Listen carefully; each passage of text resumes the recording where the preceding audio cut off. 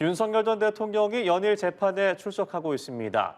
내란 우두머리 혐의 재판에서 박종군 전 특수전 사령관과 설전을 벌인 데 이어 특수 공무집행방해 혐의 재판에도 출석했는데요. 전 경호처 인사들을 상대로 직접 신문을 하기도 했습니다. 진기훈 기자입니다.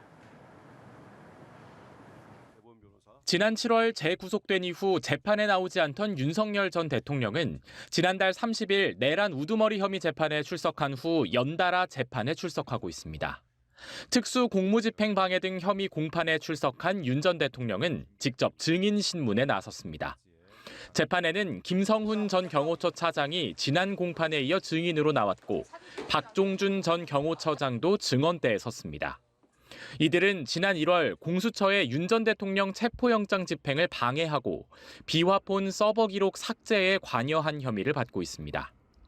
윤 전 대통령은 먼저 증언대에 선 김 전 차장에게 본인이 비화폰 서버 삭제를 지시한 적 없지 않냐고 물었는데 김 전 차장은 그렇다고 답하며 윤 전 대통령에게 유리한 증언을 내놨습니다.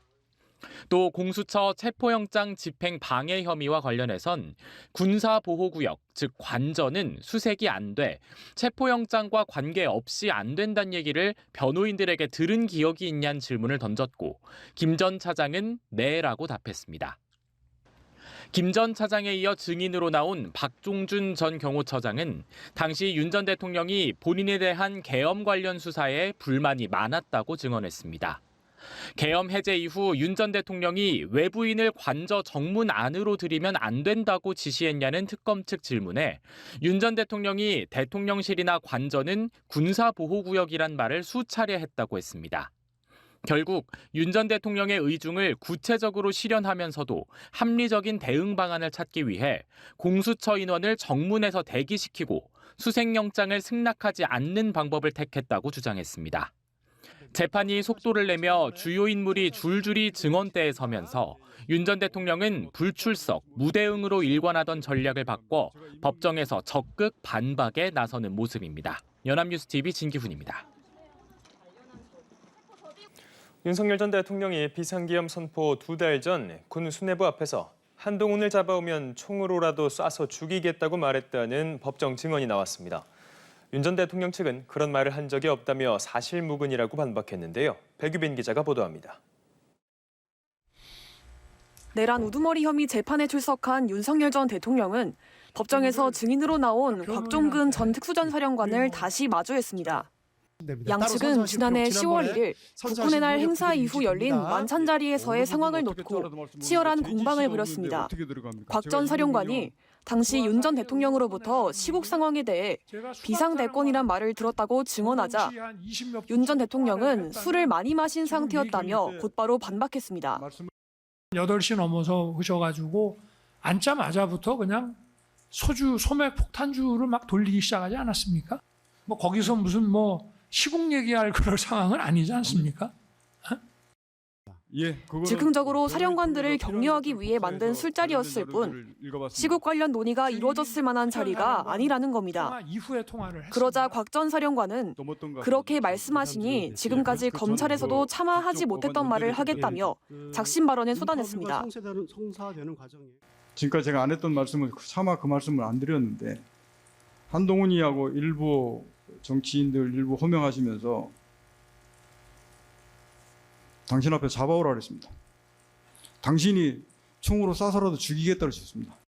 곽 전 장관은 윤 전 대통령의 거듭된 지시 부인에 얘기를 꺼낸 것이라고 밝혔습니다. 제가 참말은 그 말을 여태까지 어느 검찰에 가서도 그 말 얘기하지 않았습니다. 대신에 한동훈이 얘기만 했습니다. 그래 오늘 전 대통령께서 그 말씀 안 하셨으면 제가 그 얘기 안 했을 겁니다. 내란 특검 측도 브리핑을 통해 수사 단계에서 확보된 진술은 아니라는 취지로 설명했습니다. 윤 전 대통령은 곽 전 사령관의 발언을 들은 뒤 어색한 웃음을 보였고 추가 질문은 이어가지 않았습니다. 윤 전 대통령 변호인단은 별도의 입장문을 내고 윤 전 대통령은 그런 말을 한 사실이 없다고 반박하며 변호인단을 포함해 모두 처음 듣는 이야기라고 밝혔습니다. 그러면서 곽 전 사령관의 진술에 일관성이 없고 태도가 분명하지 않다고 주장했습니다. 연합뉴스TV 백유빈입니다. 공수처와 경찰이 윤석열 대통령에 대한 2차 체포영장 집행 시기를 조율하고 있는 가운데 이르면 내일 집행에 나설 것으로 보입니다. 경찰은 체포를 방해하는 직원들을 현행범으로 체포하고 2, 3일 장기전도 불사하겠다는 방침입니다. 한채희 기자입니다. 지난 3일 윤 대통령에 대한 1차 체포영장 집행은 경호처의 저항으로 5시간 반 만에 무산됐습니다. 경호처는 인간띠와 차벽을 구축해 체포 인력 진입을 막아섰습니다. 박종준 전 경호처장의 사직으로 강경파로 분류된 김성훈 차장이 직무를 대행 중인 가운데 야권에서는 윤 대통령이 경호처 간부들에게 무력 사용을 지시했다는 주장까지 나왔지만 윤 대통령 측은 가짜뉴스라고 부인했습니다. 충돌 우려가 끊이지 않자 경찰 특별수사단은 2차 체포영장 집행에 있어 안전이 최우선이라고 밝혔습니다. 그러면서도 불법적인 체포 방해에는 적극 대응하겠다고 강조했습니다. 경찰은 영장 집행을 저지하는 경호처 직원들을 현행범 체포한 뒤 여러 곳의 경찰서로 분산 호송해 조사할 계획입니다. 무력을 사용해서 방해하는 행위는 저희들이 현장 상황에 따라 적극적으로 조치할 것으로 생각합니다. 체포 저지를 적극적으로 한다면 현행범이 될 수 있습니다. 경찰은 영장 집행이 2, 3일에 걸쳐 장기화할 가능성에도 대비하고 있습니다. 집행 시점과 투입 인력에 대해선 보완을 유지하고 있는데 14일 오전 체포작전 관련 3차 회의를 할 예정이어서 이를 토대로 이르면 15일 집행에 나설 수 있다는 관측이 나옵니다. 한편 김성훈 경호처장과 더불어 강경파로 꼽히는 이광우 경호본부장은 경찰의 3번째 출석 요구에도 응하지 않았습니다. 경찰은 이 본부장에 대해서도 체포 영장을 신청하겠다는 방침입니다.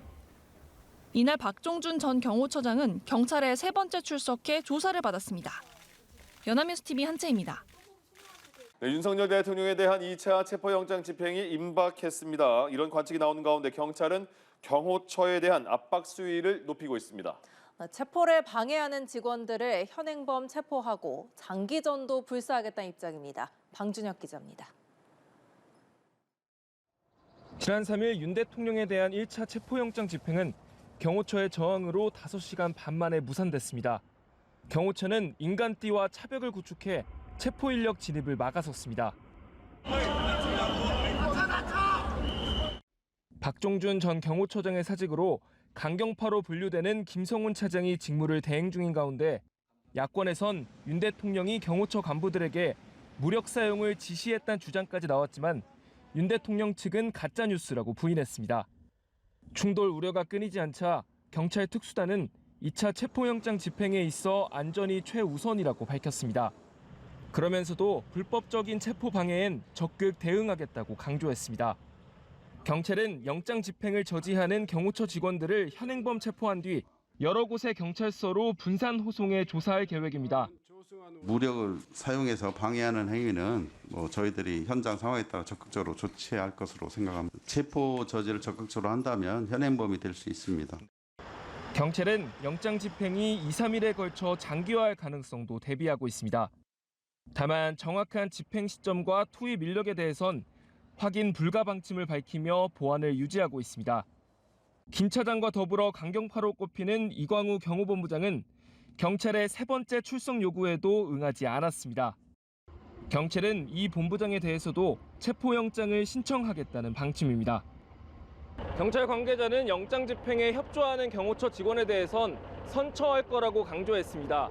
경호처 강경파를 압박하는 한편 이들에 반대하는 직원들을 설득해 내부 분열을 유도하려는 걸로 보입니다. 연합뉴스TV 방준혁입니다.